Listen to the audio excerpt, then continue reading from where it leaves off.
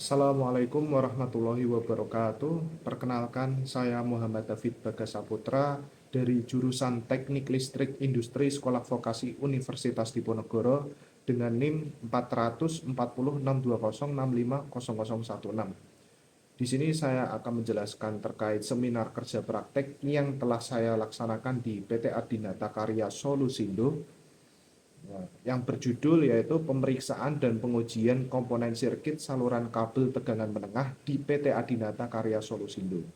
Baik, langsung saja ke profil perusahaannya, yaitu PT Adinata Karya Solusindo adalah perusahaan jasa pemeriksaan dan pengujian instalasi listrik tegangan menengah yang hadir sebagai solusi untuk mewujudkan keselamatan dan keamanan dalam pemanfaatan instalasi listrik tegangan menengah.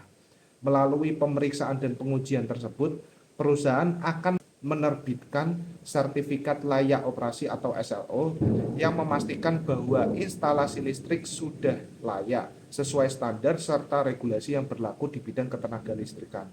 Baik, langsung saja masuk ke latar belakang. Instalasi listrik tegangan menengah memainkan peran utama dalam melindungi aktivitas produksi dan operasional perusahaan. Oleh karena itu, pengujian dan pemeriksaan rutin menjadi langkah penting untuk memastikan bahwa instalasi tersebut beroperasi dengan efisien, aman, dan sesuai dengan standar keselamatan yang berlaku. Salah satu hasil dari pemeriksaan ini adalah sertifikat layak operasi atau SLO yang menjadi bukti bahwa instalasi listrik telah melewati serangkaian pengujian dan memenuhi semua persyaratan teknis serta norma keselamatan. Baik, untuk tujuan kerja praktek di sini yaitu yang pertama yaitu mengimplementasikan teori atau ilmu yang sudah diperoleh di bangku kuliah dengan praktek kenyataan. Yang kedua yaitu mendapatkan pengalaman terjun langsung dalam dunia kerja serta pengalaman berkomunikasi dan bersosialisasi dalam lingkungan kerja.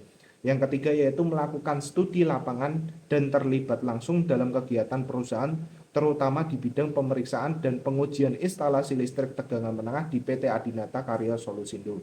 Baik, untuk manfaat kerja praktek sendiri yaitu yang pertama mahasiswa dapat mengetahui dan mengikuti kegiatan pemeriksaan dan pengujian instalasi listrik tegangan menengah di wilayah kerja PT Adinata Karya Solusindo.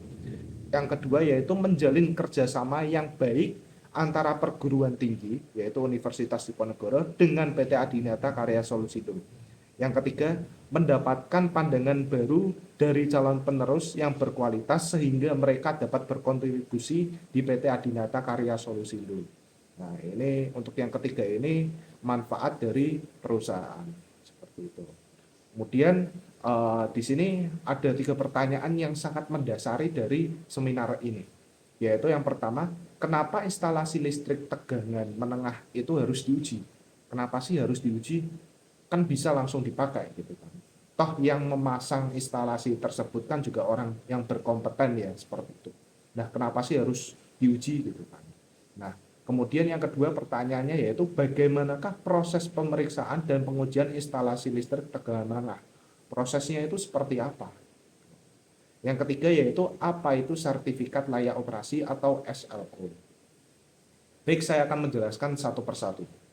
Yang pertama, kenapa instalasi listrik tegangan menengah itu harus diuji? Ya, instalasi listrik tegangan menengah memegang peran penting dalam menyediakan pasokan listrik yang stabil dan aman untuk berbagai kebutuhan industri, komersial, dan infrastruktur. Namun, untuk memastikan keselamatan, keamanan, keandalan, dan kinerja yang optimal dari instalasi ini, pemeriksaan dan pengujian secara berkala menjadi suatu keharusan. Dan kita juga mengetahui bahwasannya banyak terjadi kasus kebakaran yang terjadi dikarenakan korsleting listrik seperti itu. Oleh karena itu, pemeriksaan dan pengujian instalasi listrik ini harus bahkan diwajibkan seperti itu sebelum instalasi ini beroperasi. Jadi harus diuji terlebih dahulu seperti itu. Kemudian alat-alat untuk pengujiannya itu apa saja? Nah, ini ada yang pertama itu installation tester. Ya, ini bisa disebut juga Mager ya. Nah, untuk yang dipakai di PT Adinata Karya Solusindo ini biasanya ada dua untuk yang SKTM dan SKTR. Nah, yang ada di sini itu yang SKTM yaitu kurang lebih 5.000 sampai 10.000 volt. Nah, alat ini digunakan untuk eh, menguji atau mengukur tahanan isolasi dari suatu kabel seperti itu. Kemudian yang kedua ada phase sequence. Nah, kalau ini alatnya itu untuk mengetahui bagaimana urutan fasanya, apakah sudah sesuai atau belum, seperti itu. Kemudian yang ketiga ada digital earth tester. Nah, ini biasanya untuk mengukur sistem grounding, resistansi tanah, seperti itu. Kemudian yang keempat ada clamp meter. Clamp meter ini untuk mengukur arus listrik. Kemudian yang selanjutnya ada infrared thermometer. Nah, infrared thermometer ini alat digunakan untuk mengukur suhu. Nah, di sini ini suhu untuk kenapa kok pakai infrared? Karena dengan menggunakan infrared thermometer itu kita bisa mengukur suhu tanpa harus berkontak fisik secara langsung seperti itu. Kemudian ada helm safety. Nah, ini untuk melindungi kepala. Kemudian sarung tangan anti listrik. Nah, ini biasanya tergantung sesuai keperluan ya. Jadi semakin tinggi tegangannya itu semakin mahal juga seperti itu. Nah, kemudian ada sepatu safety untuk listrik. Nah, ini gunanya untuk melindungi kaki dari arus listrik atau benturan seperti itu. Nah, ini keras biasanya, agak berat dikit biasanya. Oke, baik, langsung lanjut saja ke proses yang selanjutnya, yaitu bagaimanakah proses pemeriksaan dan pengujian instalasi listrik tegangan menengah. Nah, mungkin dari teman-teman bingung ya, terus prosesnya itu seperti apa sih? Nah, untuk proses yang pertama yaitu pengukuran polaritas fasa. Ini proses pengukuran polaritas fasa di sini melibatkan pengujian untuk memastikan bahwa fasa-fasa dalam sistem listrik berada dalam urutan yang tepat, yaitu urutannya RST atau searah jarum jam. Nah, pengukuran ini biasanya dilakukan menggunakan phase sequence seperti yang tadi saya jelaskan di awal. Nah, untuk fotonya seperti itu untuk fotonya. Jadi harus sesuai RST atau searah jarum jam. Kemudian yang kedua ada pengukuran suhu. Nah, pengukuran suhu di sini untuk di instalasi listrik tegangan menengah itu dibagi menjadi tiga, yaitu suhu di operasi di trafo. Nah, di trafo itu termasuk bodi trafo, terus di SKTM-nya, kabelnya itu dan lain-lain. Itu mencakup keseluruhan trafo. Nah, itu diukur suhunya. Nah, untuk suhu yang optimal, saat trafo itu beroperasi, nah itu biasanya kisaran 60 sampai 80 derajat Celcius. Kalau lebih dari itu, nah itu eh, perlu diwaspadai. Jadi jangan sampai lebih tinggi dari 60 sampai 80 derajat Celcius. Kemudian suhu di titik sambung LVMDP. Nah, ini biasanya ini yang optimal itu kisaran di bawah 50 derajat Celcius. Nah, biasanya kenapa kok nggak boleh lebih dari 50 derajat Celcius? Nah, ini untuk mencegah overheating. Seperti itu, untuk mencegah overheating. Dan biasanya kalau lebih dari itu akan mengalami overheat. Dan itu tidak baik untuk operasional. Kemudian yang ketiga yaitu suhu dalam kubikel. Nah, ini juga diukur, suhu dalam kubikel. Nah, kalau yang normal, yang optimal itu 60 sampai 80 derajat Celcius. Baik, lanjut. Uh, untuk yang ketiga prosesnya yaitu pengukuran tegangan. Pengukuran tegangan ini harus disesuaikan dengan spesifikasi instalasi listrik tersebut. Nah, tiap-tiap instalasi listrik itu berbeda-beda. Kapasitas trafo dan lain-lain itu beda-beda. Nah, ini untuk pengukuran tegangan ini harus disesuaikan dengan spesifikasinya. Seperti itu. Kemudian yang keempat yaitu ada pengukuran beban. Pengukuran beban ini juga harus sesuai gitu kan. Jadi untuk kenapa kok kita harus mengukur bebannya juga gitu kan? Karena jangan sampai bebannya ini melebihi kapasitas pemasoknya, supply-nya gitu kan. jangan sampai melebihi seperti itu. Karena kalau misalnya melebihi, bebannya melebihi dari kapasitas, ya bakal itu nanti akan apa namanya, jeglek ya seperti itu. Kemudian yang kelima yaitu pengukuran grounding. Nah, pengukuran grounding ini adalah mengukur resistansi tanah. Nah, untuk pengukuran grounding yang baik untuk suatu industri itu biasanya kurang dari 5 ohm. Kurang dari 5 ohm. Semakin rendah semakin baik, semakin rendah semakin baik. Jadi tidak lebih dari 5 ohm. Seperti itu. Kemudian yang keenam yaitu meger tahanan isolasi pada trafo SKTR, SKTM, dan pada kubikel. Nah, untuk meger ini buat yang belum tahu ya, meger adalah perangkat pengujian isolasi yang umum digunakan dalam industri listrik. Prosedur untuk menguji tahanan isolasi pada trafo dengan meger melibatkan pemberian tegangan tinggi pada isolasi trafo dan pengukuran tahanan isolasi terhadap tegangan tersebut. Nah, jadi nanti isolasi tersebut itu diberikan tegangan yang sangat tinggi. Nah, itu kalau biasanya di PT Adinata Karya Solusindo itu menggunakan tegangan 5000 volt seperti itu. Nah, untuk rumus dari Meger apa namanya, pengukuran tahanan isolasi minimal yaitu R sama dengan 1000 dikali O dibagi Q dikalikan U dikali 2,5. Nah, R sendiri adalah tahanan isolasi minimal.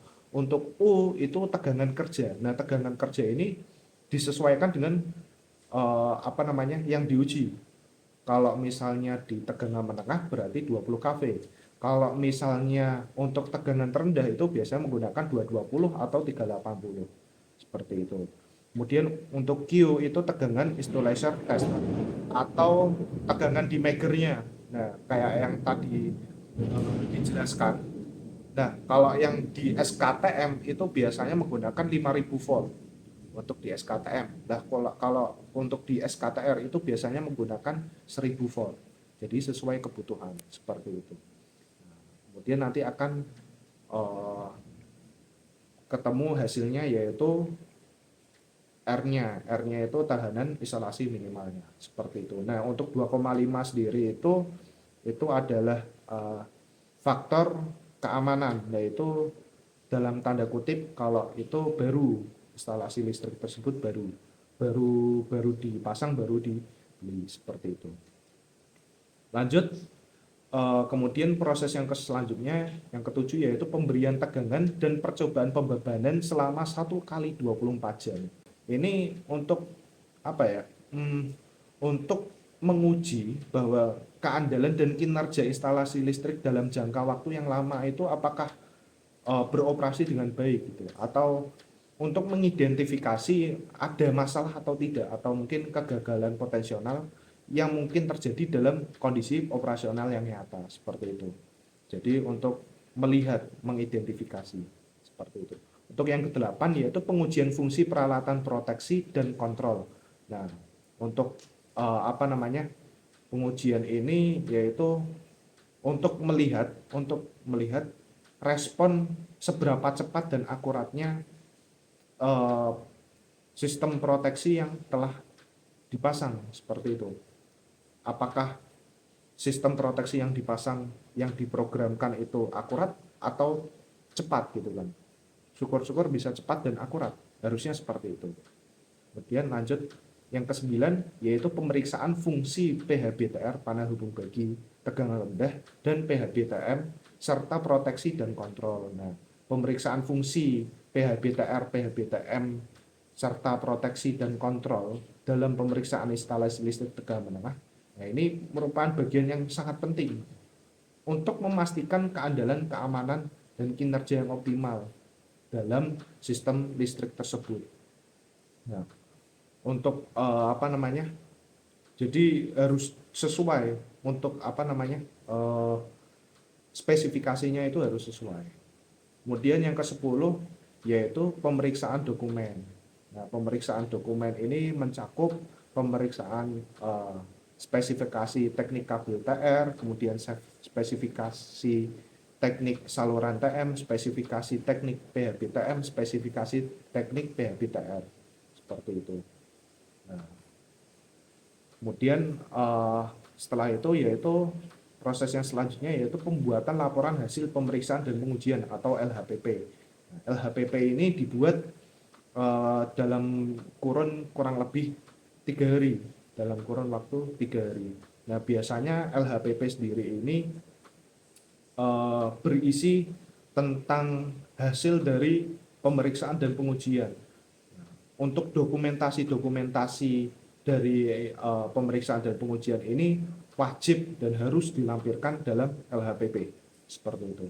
Nah, kemudian proses yang selanjutnya yaitu yang ke-12, penyerahan laporan hasil pemeriksaan dan pengujian ke DJK atau Direktorat Jenderal Ketenagalistrikan melalui sistem.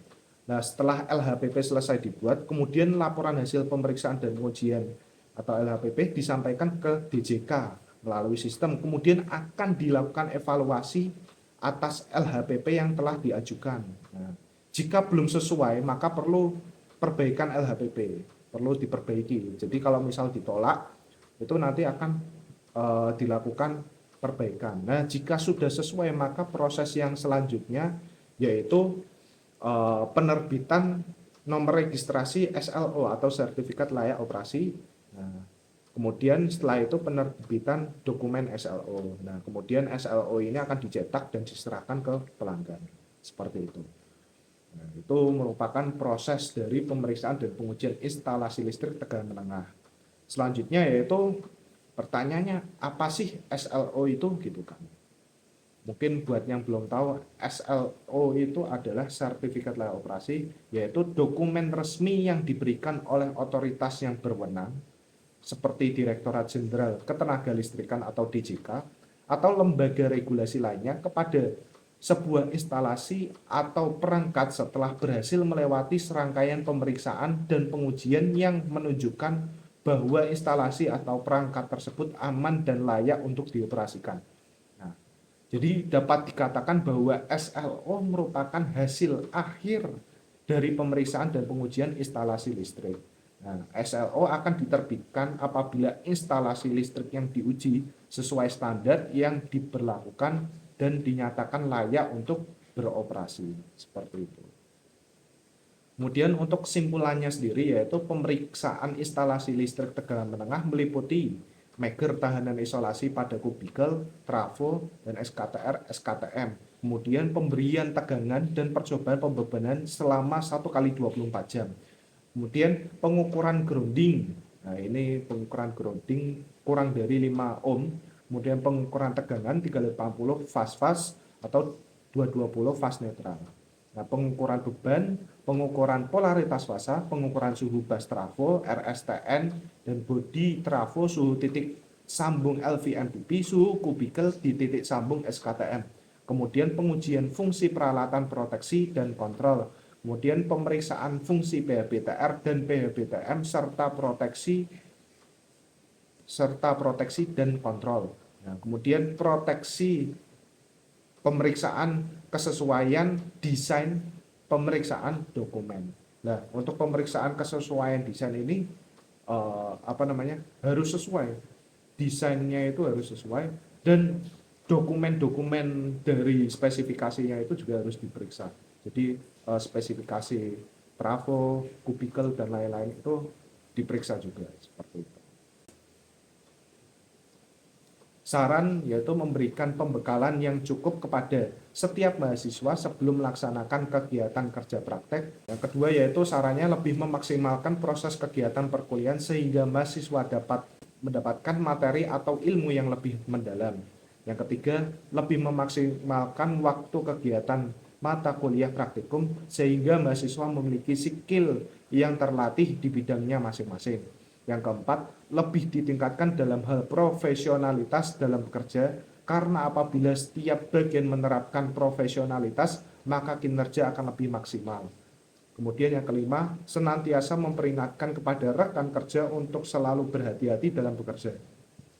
Atau harus sesuai dengan SOP yang ada agar resiko kecelakaan kerja bisa diminimalisir. Sekian dari saya, apabila banyak kekurangan saya mohon maaf yang sebesar-besarnya. Wassalamualaikum warahmatullahi wabarakatuh.